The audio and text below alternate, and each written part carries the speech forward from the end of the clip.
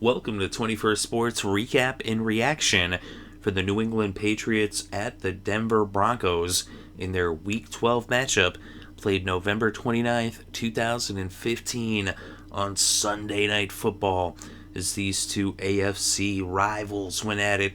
And these two teams have been going at it for as long as they've been teams. They've been rivals, and they've had a pretty heated rivalry going back into the 90s, back in the days when the Broncos had Shannon Sharpe at tight end.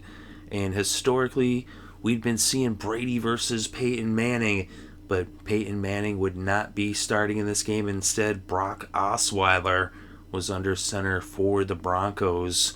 And of course, the Patriots were without quite a few of their weapons. No Dion Lewis, no Julian Edelman, no Danny Amendola. Of course, the Broncos, not only were they without Peyton Manning, they were also without Demaryius Ware.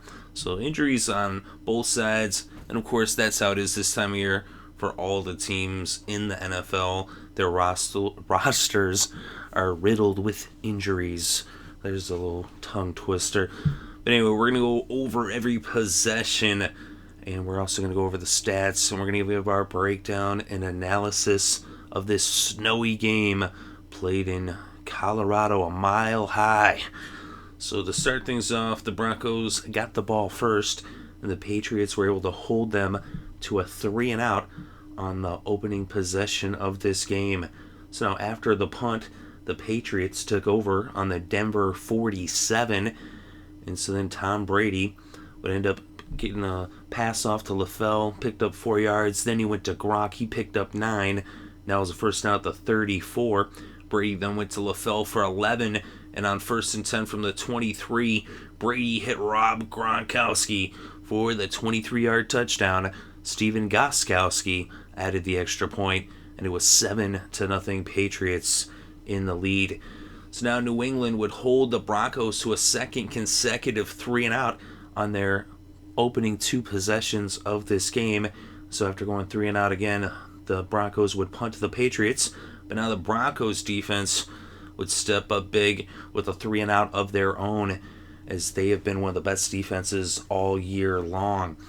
And so now the Broncos got the ball after the 3-and-out by New England. Denver backed up against their own end zone on their own 12-yard line. But C.J. Anderson got things going on the ground, started moving the ball. Osweiler passed to Sanders for 22 yards to bring it out to the Denver 45. And then they moved into New England territory, and they are actually faced with a 4th and 1 on the New England 32, and Osweiler took it himself for a 3-yard run that made a first down on the 29. But they were not able to get another first down, as Osweiler would be sacked on 3rd and 2 by Freeney, losing 13 yards and bringing out the punting unit on 4th and 15 from the New England 34. So the Broncos punted for the 3rd consecutive possession, and now the Patriots would take over on their own 20, but Wolf sacked Brady on 1st down, and the Patriots would pick up a first down on a long 2nd and long as Gronkowski picked up 17, and the Patriots would end up bringing the first quarter to a close at midfield.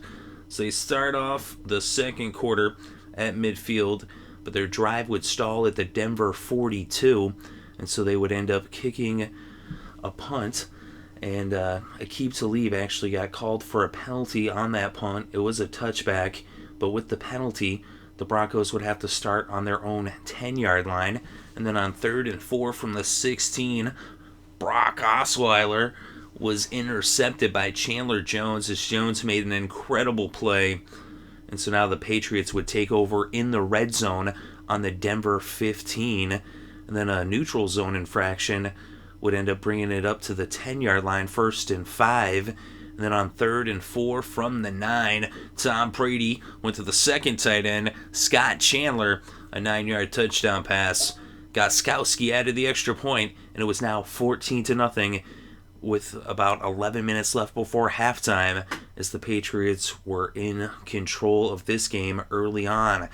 They would then hold the Broncos to the 3rd 3-and-out of this game and force them to punt, as they had punted on every possession thus far in the game other than the interception by Chandler.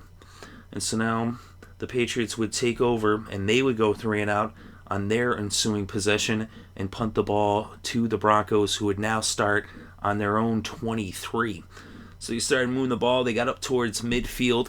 They were faced with a 2nd and 9 from their 48. Osweiler then went to Emmanuel Sanders. He picked up 13 yards in the first down in New England territory at the 39. They continued to move the ball, and they got into the red zone, and Ronnie Hillman ran 19 yards for the touchdown on a 2nd and 1, and McManus added the extra point, and now the Broncos were on the scoreboard as they cut the Patriots' lead to 7 with the score New England 14, Denver 7, with just over 2 minutes left before halftime. So now the Patriots would take over after the touchback on the kickoff. They brought the game to the 2-minute warning, and they started moving the ball up towards midfield. They got up to the 38, but then on the final play with just 5 seconds left, they decided to go for it on 4th down as the pass ended up running off the clock to end the first half, although technically it was a turnover on downs. So it was 14-7 at halftime, the Patriots in the lead. So now in the third quarter, the Patriots would get the ball first to open up the second half, and they would end up punting after 6 plays. And so now the Broncos would take over on their own 11-yard line, and they would move the ball up to midfield, but on 3rd and 8 from the 28, Osweiler went to C.J. Anderson. He picked up 11 yards and a face mask, added 15 to bring the ball into New England territory at the 46. So the Broncos would end up getting all the way to the 30. So they actually saw a holding penalty, but that would not stop them. But they got to the 30, and then they ended up having to settle for a 47-yard field goal attempt, and McManus missed it wide right, as it was pretty much missed from takeoff. And of course, with the weather conditions, it's tough to kick a 47-yard field goal in that snow. So now the Patriots would take over after the missed field goal. They went 3 and out as the Broncos defense stepped up big. And then the Patriots defense forced another 3 and out by Denver, as that was somewhat of a trend early on and continued into the third quarter. The Patriots would then punt after 5 plays on their next possession, and then the Broncos went 3 and out yet again for the second time in the second half. And then the Patriots now took over after the 3 and out on their own 35, with just seconds left before the end of the third, and they would bring the third quarter to a close. So now they opened up the fourth quarter, and on the first play of the fourth quarter, Tom Brady went to Brandon and he took it 63 yards for the touchdown. Gostkowski added the extra point, and it was now 21-7 as the Patriots were back up by 14 points. And so now, still with plenty of game left, as it was just 10 seconds into the fourth quarter. So the Broncos would end up going 3 and out on their next possession as that trend continued into the fourth quarter. But when they punted the ball, it was fumbled. It was muffed, of course, in the snow. It's tough to catch those punts, but Harper could not come down with it, and the Broncos would recover as Barrett ended up on the ball. So now Denver would take over on the New England 36, as they were already in field goal range, but they had other ideas. As on 3rd and 6 from the 32, Osweiler went back to Emmanuel Sanders, as he seemed to be his favorite target in this game, as he was coming with some big catches. Here he got 17 yards, brought the ball into the red zone at the New England 15, and then they gave it to C.J. Anderson. He kicked it outside. It was kind of a halfback toss, and he went 15 yards for the touchdown. McManus added the extra point, and it was back to a one-score game with the Patriots in the lead 21-14. And this is with about 12 and a half minutes still left to play in the fourth. So now the Patriots would go 3 and out on their next possession as the Broncos defense came up big yet again in the second half. And now the Broncos would take over on their own 45. So they brought the ball into New England territory. And on 2nd and 6 from the 30, Osweiler went to C.J. Anderson. He picked up 20 yards and was a first down in the red zone at the New England 10.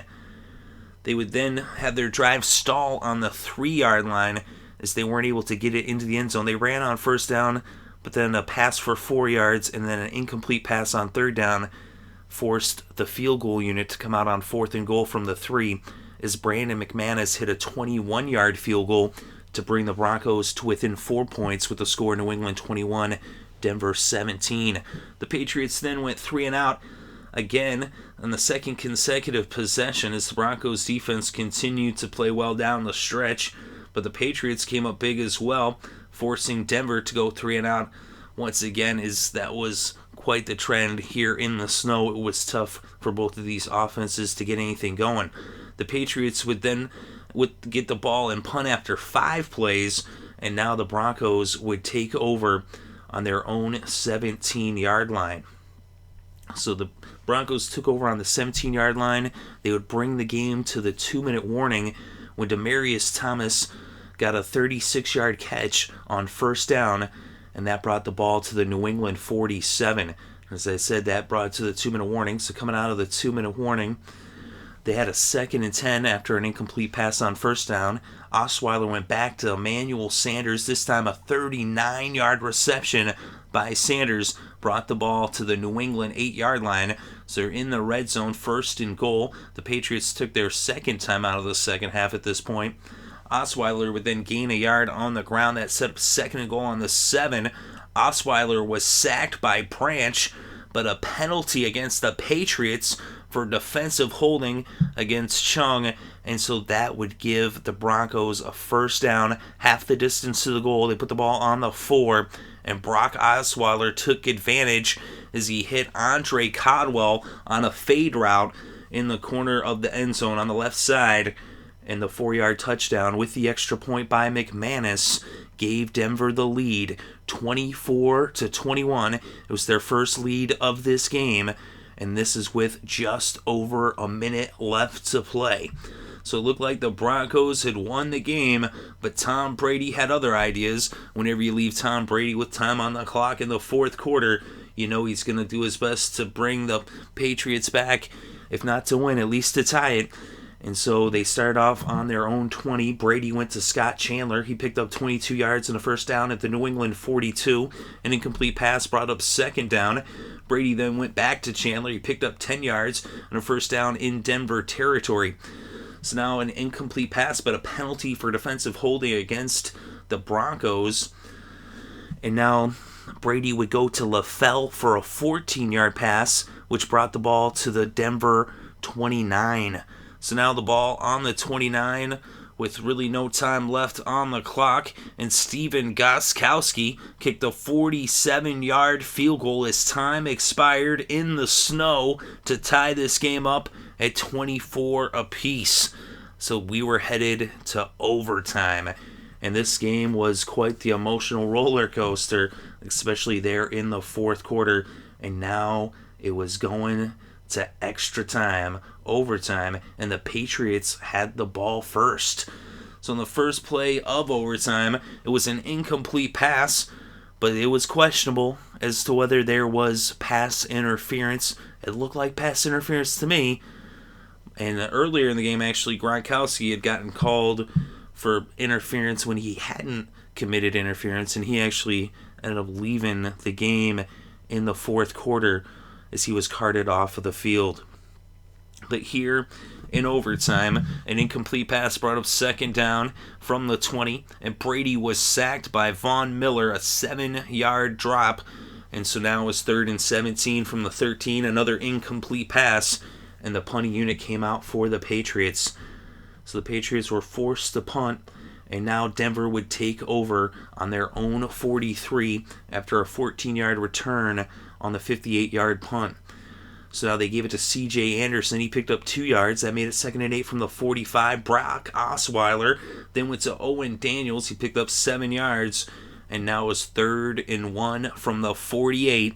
And they gave it to C.J. Anderson on another halfback toss around the left side, and C.J. Anderson went 48 yards down the sideline for the touchdown with the walk-off. And the Patriots are undefeated no more. There is only one undefeated team left. That's the Panthers at 11-0, and the Broncos win this one 30-24. So Denver wins in overtime with the walk-off on their first offensive possession of this game, They're now 9-2 on the season, 4-1 at home at Mile High. The Patriots have now fallen to 10-1. They no longer are undefeated. They're 4-1 now on the road. Their first loss of 2015. And what might be even a bigger loss is Gronkowski going down. Although it does look like Gronk is going to be all right, that it's not a severe injury. Of course, that remains to be seen, but it looks like he's going to be okay, although it did look scary at first. But the Broncos get the big win. Brock Osweiler beats the Patriots his first time facing New England, facing Tom Brady, as Brock Osweiler came up and did a pretty decent job, but it was really C.J. Anderson and the running game for the Broncos. That offensive line, of course, Osweiler gave the credit to the offensive line after the game. He was very humble and giving credit to all of his teammates on both sides of the ball. As the Denver Broncos defense, after falling in that hole 21-7, they came back and they shut down the Patriots. As we saw a lot of defense in this game, of course, in the snow, it kind of tends to favor the defense. Other than in the running game, is usually we do see big performances by running backs in the snow. I mean, think back to any snow game you ever saw.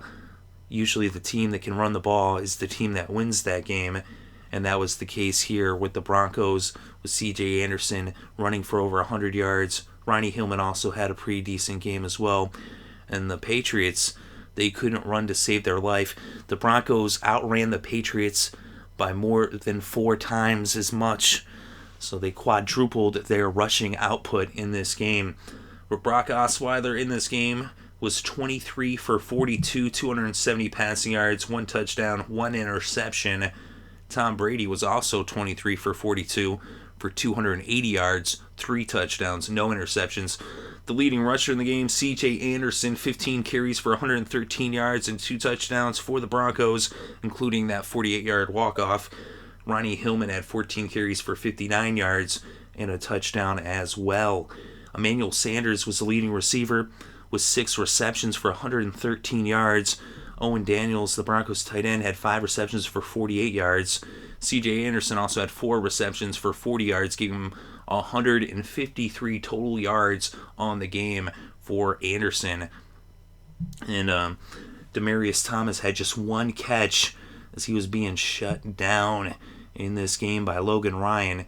But the 1 catch, 36 yards, it came at a big moment. And Tom Brady, as I said, the 280 yards, 3 touchdowns. The leading rusher for the Patriots was LeGarrette Blount, just 9 carries for 27 yards, only averaging 3 yards per carry. Bolden had 4 carries for 11 yards, and James White, who had 2 touchdowns in the last game, he had just 3 carries for 1 yard. He also had 2 receptions for 5 yards. Rob Gronkowski, before leaving the game, had 6 receptions for 88 yards and a touchdown. Bolden also had 4 receptions for 84 yards and a touchdown to go with his 11 rushing yards, giving him 95 total yards on the game. And you wonder if they had run the ball more, maybe, but Scott Chandler had 5 receptions for 58 yards and a touchdown. Brandon LaFell, 4 receptions for 36 yards. We look at the kickers in this game. Brandon McManus, 1 for 2 on the field goals, 3 for 3 on the extra points. Gostkowski was perfect, 1 for 1 on the field goals, 3 for 3 on the extra points. And then on defense for Denver, Wolf had a sack. Von Miller had that sack in overtime that would force the Patriots to punt and go 3 and out on their first possession of the extra period, well, extra quarter. And then Walker also had a sack for the Broncos. And for the Patriots in this game, Chandler Jones had an interception and a forced fumble. Brown had a sack, and Ninkovich had a sack, as well as Freeney. As the Patriots had 3 sacks in the game. And team stats, 23 first downs for Denver, 16 first downs for New England. Although the Patriots had just 1 rushing first down, the Broncos had 9 rushing first downs. On third down, both of these teams were struggling. 4 for 16 for Denver, just 25% conversion rate. They went for it once on 4th down, and they did convert 100% on 4th down.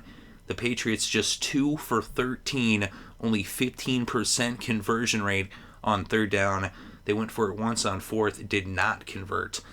We look at total net yards, 433 for Denver, 301 for New England. And on the ground, here's the real big difference. 179 net rushing yards for Denver, just 39 net rushing yards for New England, as the Broncos quadrupled their rushing output. They also doubled their yards per run, as the Broncos had 5.6 yards per rushing play, just 2.4 for the Patriots. And then through the air, 262 netted for New England. Brady sacked 3 times, losing 18 yards. And for the Broncos, 254 netted. Osweiler sacked 3 times, losing 16 yards. Of course, the biggest sack came in the extra time there in overtime. And then we look at the penalties. 6 penalties against the Broncos, 46 yards. 5 penalties against the Patriots, 47 yards. So 1 less penalty, but 1 more penalty yard against the Patriots. The Patriots had 1 fumble, which they lost.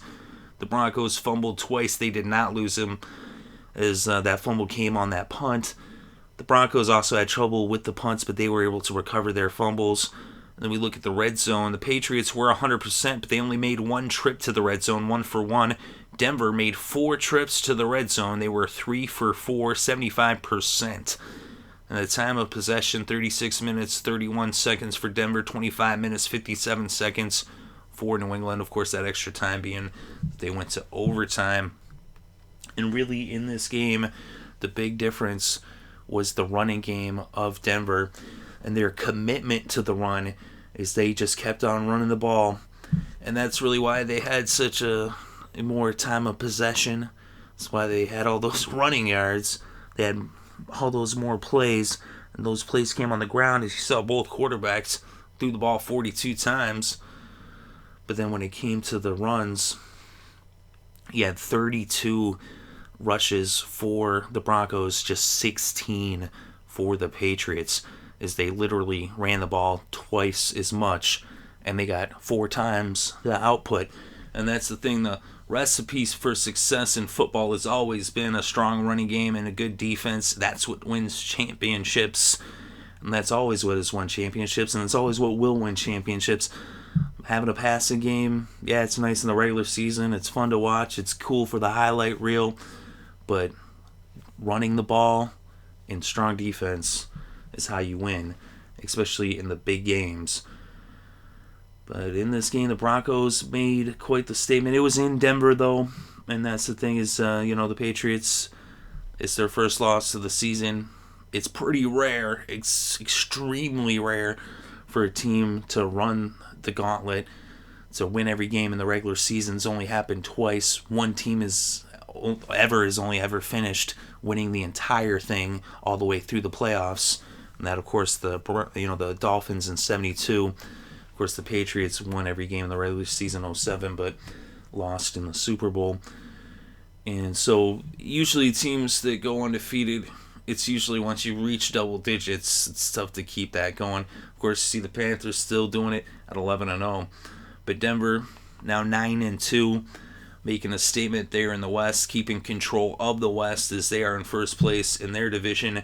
Now the Patriots just have a 1-game lead over Denver and Cincinnati for that top seed in the AFC West with 5 games remaining. So I'm interested to see what you think about this game. Leave your thoughts and opinions in the comments section below, whether you agree or disagree. Thank you very much for listening. It is greatly appreciated. And I hope you had a good day and had a great week and a great weekend and a happy holidays and enjoyed all the sports.